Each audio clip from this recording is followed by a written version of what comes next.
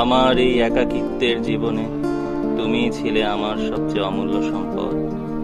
কিন্তু আজ তোমার মুখের ভাষা দেখে বুঝতে পারছি আমার বিদায়টা যেন তোমার কাছে অনেক দেরি হয়ে যাচ্ছে। অথচ তোমাকে নিজের পায়ে দাঁড় করানোর পর তোমার কাছ থেকে চলে যাওয়ার মতো কোনো শক্তি সামর্থ্য আজ আমার নেই। আমি তো ধীরে ধীরে হারিয়ে যাচ্ছি, দিন গুনছি আমার চলে যাওয়া।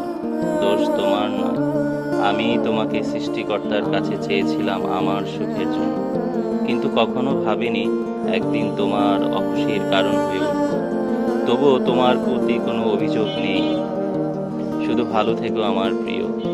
আর আমি চলে গেলে আমার জন্য চোখের জল ফেলো না, কারণ তোমার কান্না আমি কোনোদিন সহ্য করতে পারিনি। তুমি যখন কেঁদেছ তখন আমার হৃদয় নীরবে রক্তাক্ত হয়েছে, যার সাক্ষী শুধু সৃষ্টিকর্তা।